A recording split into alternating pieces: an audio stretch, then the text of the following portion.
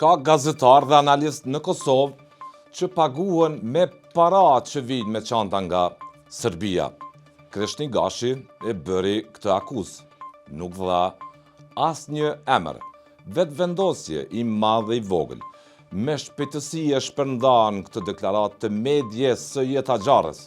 E derisa nuk flasin me fakte institucionet ligjzbatuese, akuzat e tilla i shërbejnë luftës hibride dhe një fushate dezinformimi të mirëmenduar për ta delegitimuar lajmin, mendimin dhe analizën kritike ndaj Albin Kurtit.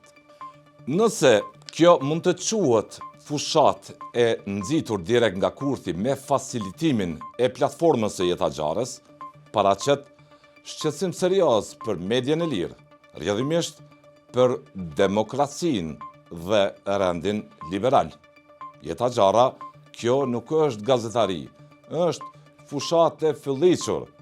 Me këtë qasje, po i shërben një qëllimi të pushtetit për të friksuar e intimiduar çdo që ka kritik për keq qeverisin. Kjo vën në rrezik edhe jetën tonë.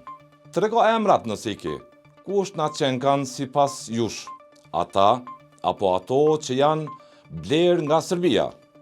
Ndërsa nuk e dim të vërtetën, kjo çfarë po bën ka një qëllim që ta delegitimoni, ta bëni me behane, me njoll, secilin kritik ndaj pushtetit, teksa ndodhemi në një bllokatë të inskenuar politike që mund ta çojë vendin sërish në zgjedhje.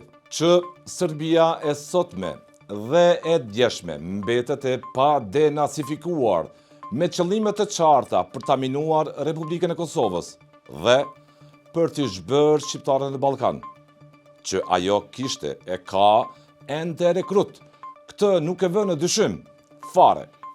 Por, kush është spion e adhetar, këtë nuk e vendos ti Jeta Xhara.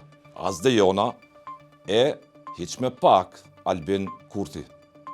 Ndërsa po e shoh këtë gërdije moçal, nxitem të ngre dyshime të forta se kjo nuk është betejë për të vërtetën, është pikërisht betejë për ta mbytur atë, është strategji elektorale për të rikrijuar tregimin mbi bashkëpunëtorët e Serbisë.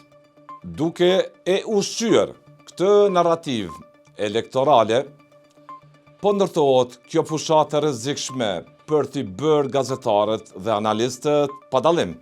Tabel qitjeje para gjithati kontingjenti militarësh që po fërkojnë duart, ta helmojnë, fyejnë, shajnë dhe kërcënojnë çdo që nuk mendon njëjtë si Zoti Kurti.